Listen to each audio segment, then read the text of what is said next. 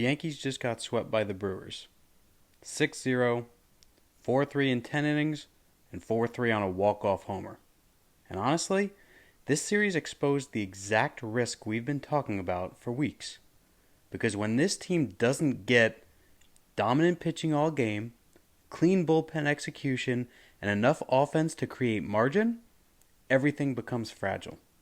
This wasn't just a bad series, this was a warning.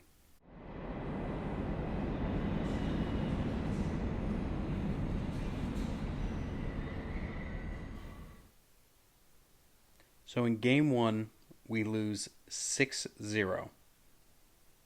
Fried went 6 innings, gave up 6 hits, 5 earned runs, 3 walks, 5 strikeouts.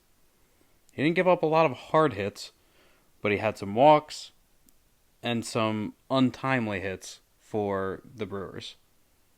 And that ultimately sunk his performance. Also, we were going against one of the best pitchers in the game, Misiorowski, who went 6 innings of shutout ball against us, 2 hits, 2 walks, 11 strikeouts. Yankees only got 3 hits in the game total. 2 from Caballero, and the other one was from Judge. But when you score 0 runs, you're not going to win a game. No team has ever won a game scoring 0 runs. So it doesn't matter if Fried gives up 5 runs or 1 run. We can't win if we don't score. Game 2, we end up losing 4-3 in 10 innings. Now, Cam Schlittler pitched a hell of a game, as always. He goes 6 innings, gives up 2 hits, no earned runs, no walks, and 6 strikeouts.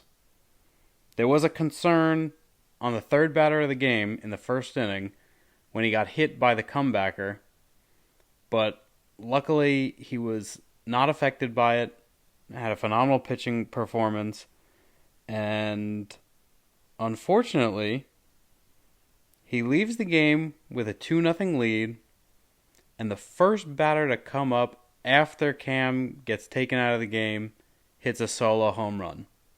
And you're thinking, here we go. In the 8th inning, Doval gives up a single, a stolen base, and a single with 2 outs for Milwaukee to tie the game. And then in the 10th inning, we get the go-ahead hit from McMahon. And in the bottom of the 10th, Hill ends up throwing the ball to third base with first and second and 1 out. Instead of throwing to first base, hits the base runner. So everybody's safe. Base is loaded with 1 out instead of second and third and 2 outs. And the next batter hits a sac fly to win the game for Milwaukee. The one bright spot in this game was, aside from Schlittler, the offense. Goldschmidt went 3 for 5 with a home run. He had both of the RBIs in the first 9 innings and scored 1 run on the home run. That was it. Game 3, we lose again 4-3 on a walk-off home run. And again, we had a 2-0 lead. Rodón made his first start of the season after coming back from the IL. He goes 4.1 innings, 2 hits, 3 earned runs, 5 walks, and 4 strikeouts. Unfortunately, it was those 5 walks that ended up doing him in and costing him those 3 runs and costing us the lead. In the 9th inning, Bednar comes in, gets 2 strikeouts, and then gives up the walk-off home run to Turang. The good news from our offense in this was Aaron Judge, once again, hits a home run in the first inning. He goes 1 for 3. Spencer Jones gets his first MLB hit and RBI. He goes 1 for 4. And that's it. So 3 losses, but more importantly, 2 blown 2-0 leads. And that is the story of the series. So what held? Well, our starting pitching gave us opportunities in Game 2. Cam Schlittler going 6 scoreless innings and giving us a 2-0 lead through 6 innings, that should be enough to win. But again, we can't really trust the bullpen at this point. So, starting pitching from Schlittler in Game 2 was fantastic. Carlos Rodón in his season debut in Game 3, 4.1 innings. It was not clean, but he competed through the traffic. We had a 2-0 lead. Unfortunately, he did give up the 3 runs. But even giving up 3 runs should not cost you a game. A quality start in Major League Baseball is going 6 innings and giving up 3 runs. So holding your opponent to 3 runs should be enough to win you the game. Unfortunately, it didn't work out that way. The second thing that held was the competitive fight late. So even after we get shut out in Game 1, we had competitive games in Game 2 and 3. Yes, we had early 2-0 leads in both games, but, we get to extra innings in Game 2. We scored in the 10th. Unfortunately, we gave up 2 in the bottom of the 10th. And we were down 3-2 in Game 3 and ended up tying the game before losing it in the 9th. So there is that competitive fight. We were in 2 out of the 3 of the games were close. We just couldn't pull through. So what didn't hold? Well, number 1 is the bullpen protection. And that is the biggest issue of the series. Because in Game 2, the bullpen was given a 2-run lead. And it was gone. In Game 3, we had a tie game going into the 9th inning. And again, the bullpen gives that one up. That is devastating. That is how you lose games in October. And this is a good team.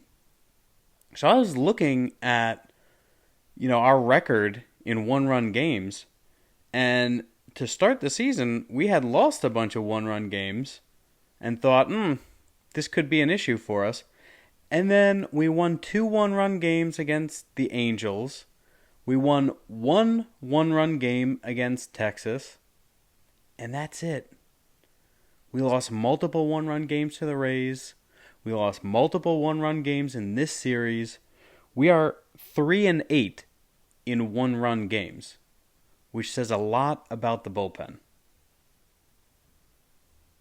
Another thing that didn't hold was the offensive margin. Again, 0 runs in Game 1, 3 runs in Game 2, 3 runs in Game 3. There is no room for error in these games if the offense isn't putting runs on the board. And the third thing that didn't hold was having control of the games late. The Yankees controlled parts of Games 2 and 3, but they didn't finish them. They had the 2-0 lead with the starter and Cam Schlittler. We had a 2-0 lead in Game 3. We came back to tie it at 3 in the third game. We took a lead in Game 2. Couldn't finish them. And that matters. So did the Yankees respond in this series? Well, this is where the series gets complicated. Because did they respond competitively? Mostly yes. But structurally? No. Because the same issue kept showing up. There's a thin margin, there's no separation, and no ability to absorb mistakes. They fought, but the structure underneath them did not hold. you have to be able to win those close games against good teams on the road. And especially when it goes to extra innings. In my opinion, the extra innings rule with the ghost runner on second base and extra innings favors the away team. Because you're starting out with a guy on second with no out. You get that guy to score. You have a 1-run lead. Yes, the home team then gets to bat with their own guy on second, but then they're pressing because they're already down 1 run. And it's a lot harder to score when you're pressing and playing from behind than it is in a tie game. So you need to be able to win those extra inning games on the road.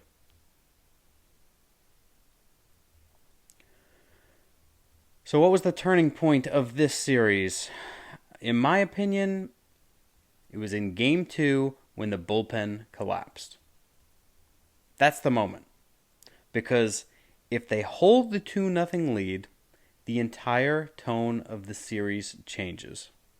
Instead, you've got an extra innings loss, the pressure increases for Game 3, the confidence shifts to Milwaukee, which they had the confidence from Game 1. The Yankees fought back early in Game 2. Milwaukee took it right back at the end of Game 2 and held on to it through the end of Game 3.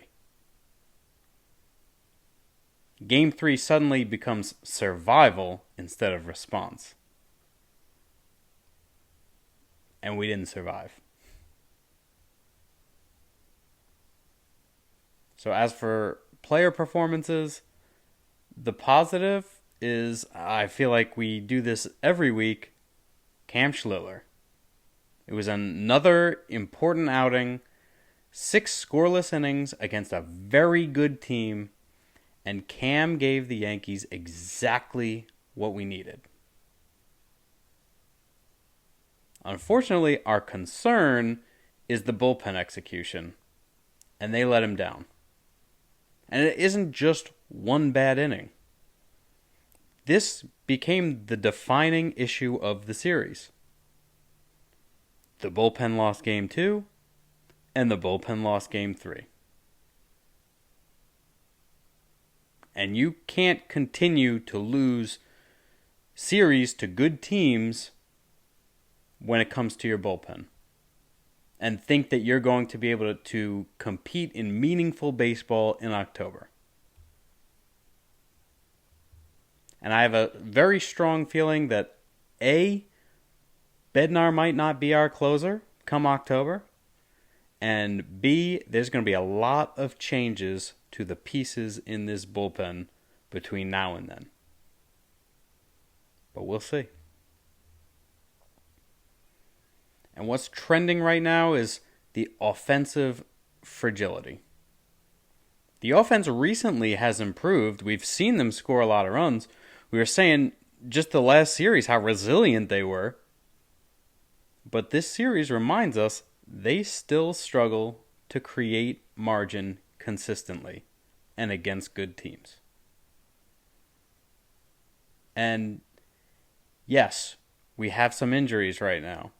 Stanton on the IL. Ben Rice hasn't quite been the same. He didn't look great in this series since returning from his injury. Dominguez is still out.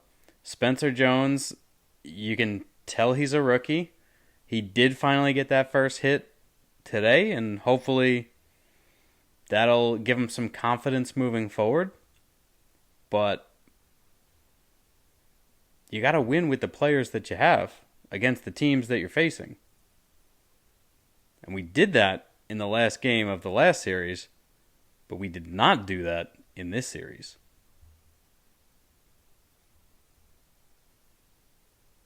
As for our structural check, this series exposed the risk of the Yankees' current build.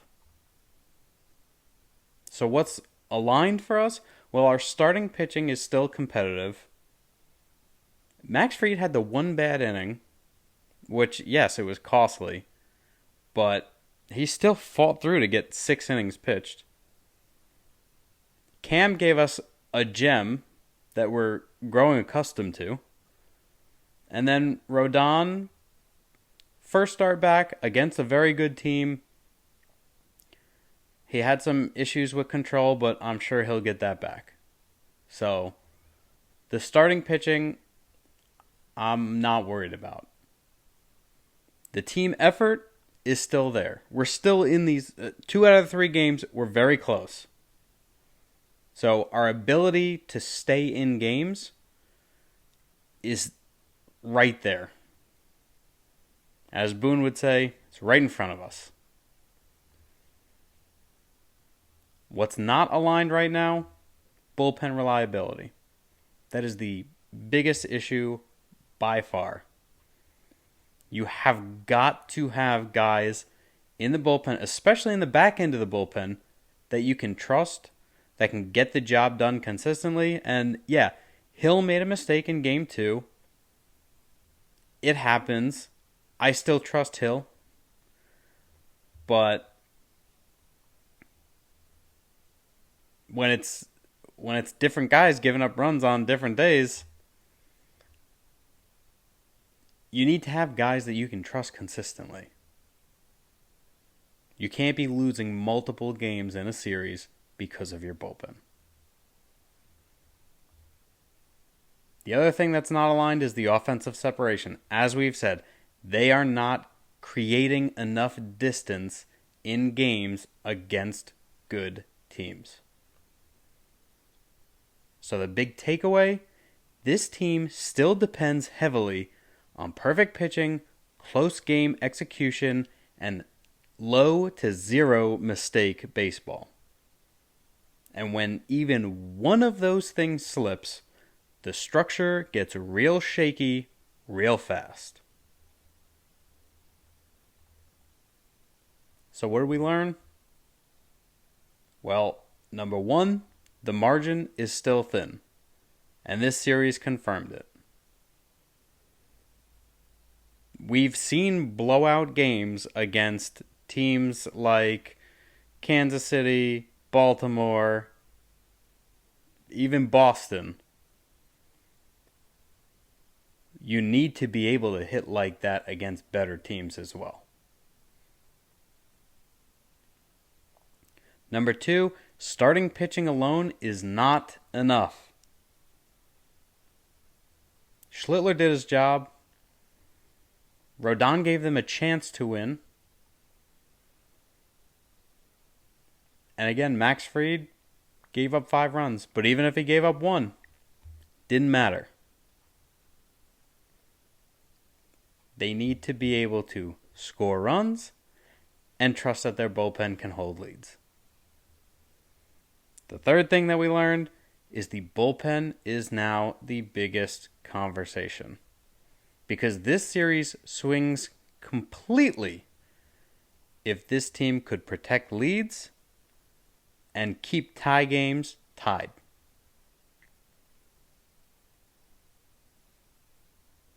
So if we look at our trend lines, starting pitching is still very good, still trending up. The bullpen is trending way down. The offense, I mean, we scored 0 runs in the first game, and then we scored 3 in the next 2. So it was a dud in the first game, but overall in the series, it's trending low compared to where it was the last few series. Late game execution, also trending downwards. Because you can't lose multiple games in the 9th inning and later, back to back.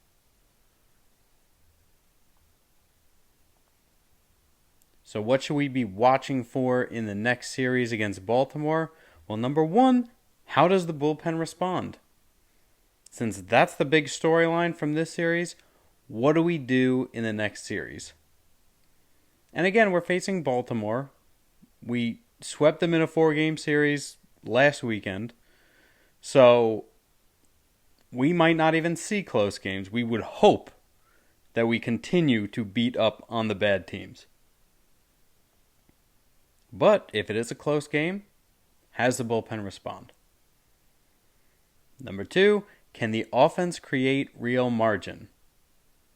Not just enough to survive, but enough to breathe. They did it last time they played the Orioles. Can they do it now in Baltimore? And then, does this series linger mentally? Good teams flush losses. We've seen this Yankee team in the past where losses will snowball. And even if it's close games that they lose, again, in extra innings, in the 9th inning, whatever it is, we have seen this team snowball and have really, really bad months because of being shut down in a series. So, we'll see. Can this Yankees team flush this series sweep? We'll see. For our final verdict, here's the truth. The Yankees didn't get blown out in this series. They got exposed. Exposed to the exact risk we've been discussing for weeks. When the margin is thin, everything has to be perfect.